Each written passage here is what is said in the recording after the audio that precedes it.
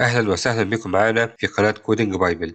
شفت قبل كده لما تبقى عامل لوجن على موقع معين وتيجي تفتح لينك على نفس الموقع وانت عامل لوجن فيقول لك access denied، يعني غير مسموح ليك انك تفتح الصفحة دي.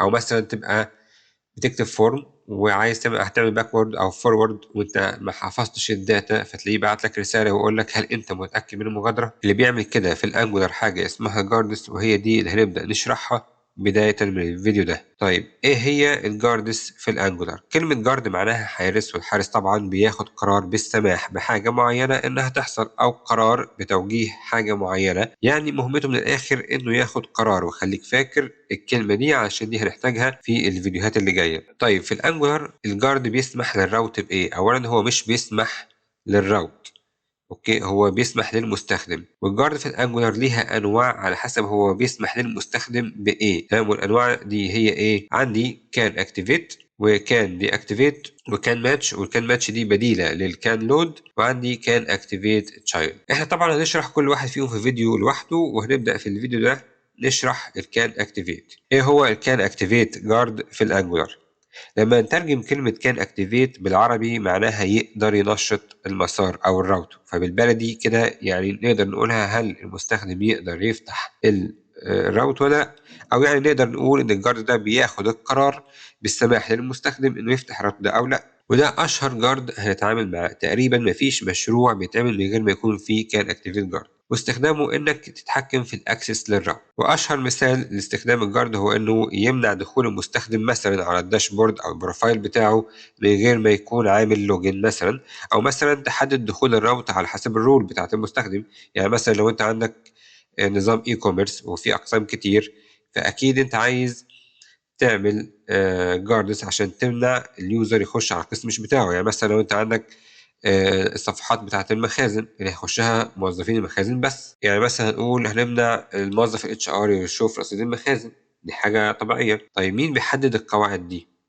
اكيد اللي بيحددها هو البيزنس رول، او القواعد بتاعت البيزنس اللي بيحددها لك العميل بتاعك او الشخص اللي انت بتعمله الموقع. طيب تعالى بقى دلوقتي نشوف تطبيق عملي على الكان اكتيفيت جارد في الانجولار. انا عامل يوز كيس بسيطه جدا، عامل سيرفيس اسمها بوست سيرفيس، دي اللي هي محاكاه للواقع. يعني دي المفترض تعمل كل الاي بي اي عشان تخلي اليوزر يعمل لوجن وتشوف مثلا الرولز بتاعت اليوزر والكلام ده. بس انا عاملها طبعا محاكاه، احنا ما عنديش اي بي اي دلوقتي خالص، بس هفترض ان هي فيها تو يوزرز مثلا. عامل واحد يوزر اسمه جون وواحد جان، تمام، وده ادمن وده يوزر عادي جدا. وعندي مثلا في صفحه اسمها ادمن داشبورد او ادمن داش، والهدف بتاعي ان انا امنع اي مستخدم تاني يخش على الادمن داش، واسمح بس للادمن هو اللي يفتح. فانا دلوقتي عايز اعمل جارد يعمل الكلام ده. طبعا احنا عاملين الراوتنج بتاعها اهو، احنا عايزين دلوقتي نعمل جارد يحقق الكلام ده. فانا دلوقتي بس عملت هنا وليكن فولدر اسمه جارد، وهنيجي هنا نفتحها في تيرمينال مختلفه. ناخد بالنا ان الجارد في منه نوعين، كان النظام القديم بيتعمل على شكل كلاس، لكن دلوقتي في عندي حاجه اسمها فانكشنال جاردز، واحنا هنشوف شكل الاثنين دلوقتي مع بعضينا، هنشوف القديم والجديد. فتعالى مثلا دلوقتي عشان تعمل جارد لازم تعمل ان جي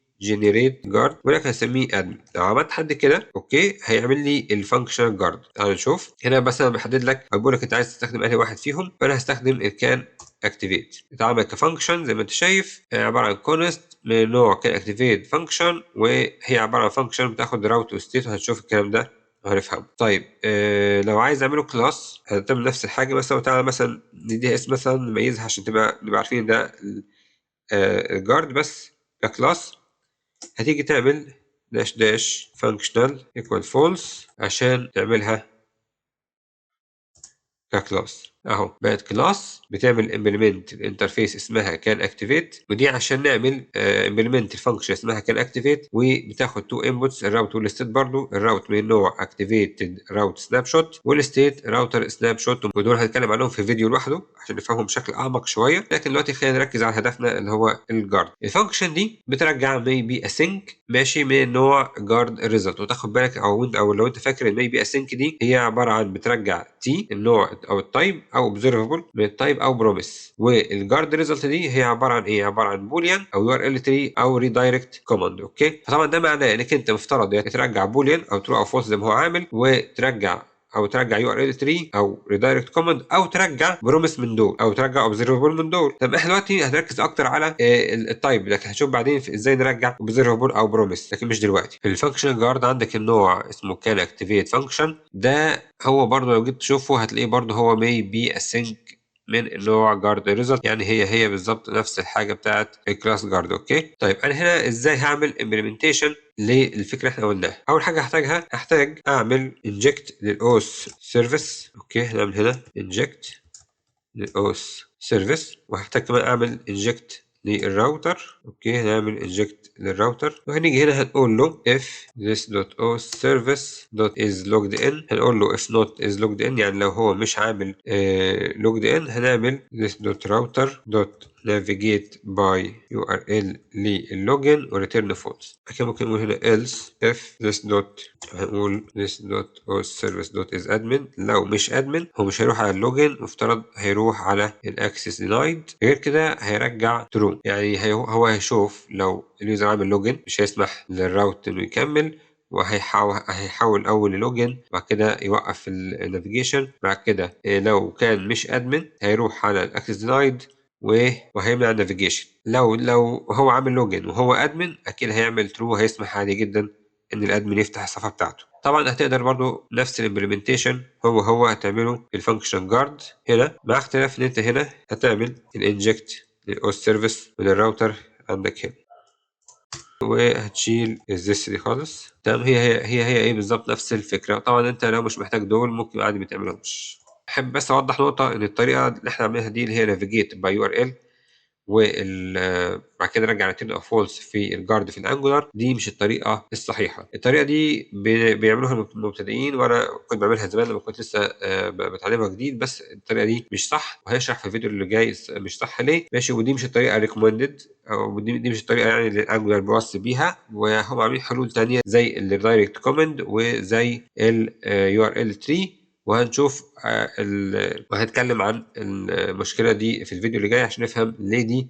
مشكله، وليه الافضل نستخدم الريدايركت كوماند او اليو ار ال تري. طيب احنا عايزين نشوف بقى ده بشكل عملي، عايزين نطبقه. فانت هتيجي تطبق ده ازاي؟ عادي جدا، هتيجي عند الراوتس هنا، انت عايز تطبق الجارد ده على الادمن داشبورد، الجارد اسمه كان اكتيفيت، فانت تيجي هتعمل كان اكتيفيت، وهتعمل طبعا سيبك مش هتبقى كده طبعا، تيجي هنا تكتب ايه ادمن ممكن تستخدم كلاس جارد، وتعالى نجربها ونشوف هل هتنفع ولا لا، او هل شغاله ولا لا. لو جينا مثلا هنا نشوف مثلا لو اخش على الادمن داش هنلاقيه ايه اليوزر مش عامل لوجن لحد الان، فحولني على اللوجن.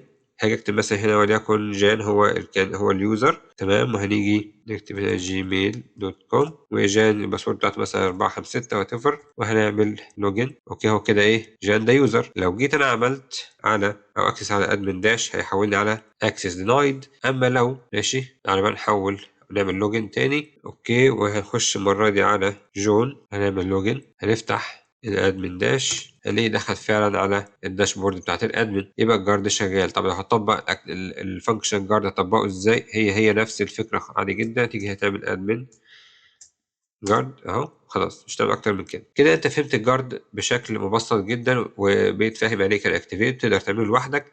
في الفيديو اللي جاي بقى هنتكلم بشكل اعمق شويه عن الجاردز عشان نفهم قصه الريدايركت كوماند، وهنتكلم بعدها عن الاكتيفيتد راوتر سناب شوت والراوتر سناب شوت، وامتى نستخدمهم في الجاردز. وبكده نكون خلصنا الفيديو بتاعنا، وشكرا جزيلا للاستماع.